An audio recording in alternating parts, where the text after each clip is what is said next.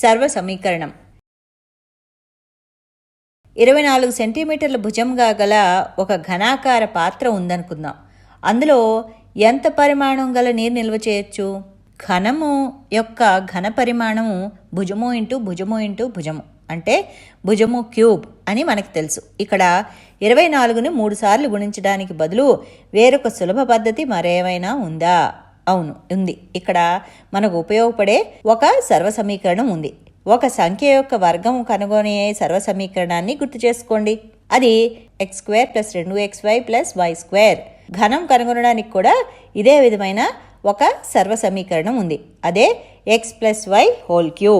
మనం x + y3 యొక్క విలువని రాబడదాం. దీన్ని మనం x + y × x + y × x + y రాయొచ్చు. ఇప్పుడు x + y × x + y అంటే x + y² అంటే x² + 2xy + y². కానీ మనకి a + b × c = ac + bc అని తెలుసు.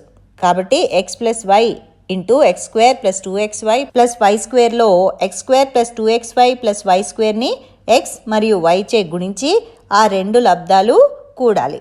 x² + 2xy + y²ని x చే గుణించగా x³ + 2x² y + xy² అవుతుంది. మరియు x² + 2xy + y²ను y చే గుణించగా x²y + 2xy² + y³ అవుతుంది. ఈ రెండు సమాసాలు కలుపుగా x³ + y³ + 3x² y + 3xy² అవుతుంది. ఇప్పుడు చివరి రెండు పదాల్లో 3xy ఉమ్మడి కారణాంకం ఉంది కాబట్టి మనం దీన్ని ఈ విధంగా సూక్ష్మీకరించవచ్చు. x³ + y³ + 3xy × x + y. మనం x + y3 = x³ + y³ + 3xy × x + yని రాబట్టాం. ఇది 6వ సర్వ సమీకరణం. ఇదే విధంగా మనం x - y3 = x³ - y³ - 3xy × x - yని కూడా రాబట్టచ్చు. ఇది 7వ సర్వ సమీకరణం. ఇప్పుడు మళ్ళీ సమస్య సాధనలోకి వద్దాం. 24 యొక్క ఘనం ఎలా కనుక్కుంటాం? 24ని మనం 20 + 4గా రాయొచ్చు. కనుక 24³ 20 + 4³ రాయొచ్చు. x + y3 = x³ + y³ + 3xy × x + y అని మనకు తెలుసు. ఇక్కడ x = 20, y = 4. 20³ + 4³ + 3 × 20 × 4 × 20 + 4 అవుతుంది. 20³ = 2 × 10³ = 2³ × 10³ అంటే 8 మరియు 10³ విలువ 1000 కనుక 8000 అవుతుంది. 4³ = 64. 3 × 20 = 60. 60 × 4 = 240. Therefore 240 × 24 = 5760. ఇవన్నీ కలిపితే 8000 + 64 + 5760 = 13824 ఘనపు సెంటీమీటర్లు. ఈ విధంగా మనం 6వ సర్వ సమీకరణాన్ని ఉపయోగించి పెద్ద సంఖ్యల ఘనములు కూడా కనుక్కోవచ్చు. ఇప్పుడు 98 యొక్క ఘనం కనుక్కోవాలనుకుందాం. 98లో 8 మరియు 90 100 మధ్య ఉంది. కాబట్టి 98ని 90 + 8గా రాసి x + y3 సూత్రాన్ని లేదా 100 - 2గా రాసి x - y3 సూత్రాన్ని ఉపయోగించి కనుక్కోవచ్చు. 90 మరియు 8ల ఘనాలు కనుక్కోవడం కన్నా 100 మరియు 2ల ఘనాలు కనుక్కోవడం తేలిక. కాబట్టి దీని విలువ కనుక్కోవడానికి 7వ సర్వ సమీకరణం x - y3ని ఉపయోగిద్దాం. కాబట్టి మనం 100 - 2 విలువ కనుక్కోవాలి. x - y3 = x³ - y³ - 3xy × x - y అని మనకు తెలుసు. ఇక్కడ x = 100, y = 2.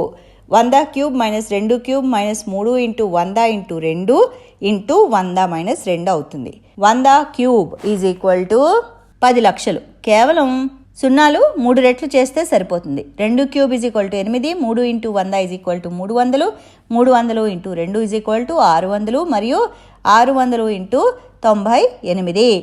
6 × 98 ముందుగా చేస్తే అది 588 అవుతుంది. తర్వాత 2 సున్నాలు ఉంచితే సరిపోతుంది. అది 58800 800. దాని విలువ 10 లక్షలు minus 8 minus 58,800 is equal to 9,41,192 అవుతుంది.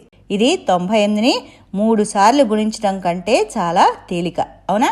ఇప్పుడు మరో సమస్య తీసుకుందాం. 2a + 3b whole cube x + y whole cube is equal to x³ + y³ + 3xy × x + y అని మనకి తెలుసు. ఇక్కడ x is equal to 2a మరియు y is equal to 3b. అది 2a³ + 3b³ + 3 × 2a × 3b × 2a + 3b అవుతుంది.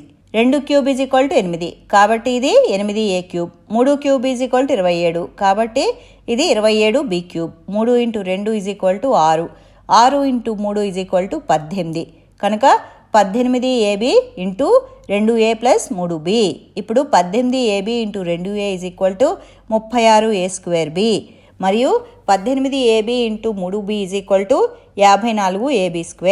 కాబట్టి మన జవాబు 8a³ + 27b³ + 36a²b + 54ab² అవుతుంది. ఇప్పుడు మనం 8a³ + b³ + 12a²b + 6ab² యొక్క కారణాంకాలు కనుక్కోవాలనుకుందాం. అన్ని గుర్తులు ప్లస్ కనుక x + y whole cube is equal to x³ + y³ + 3xy × x + y రూపంలో ఉండొచ్చు. మనం ఈ విధంగా రాసి చూద్దాం.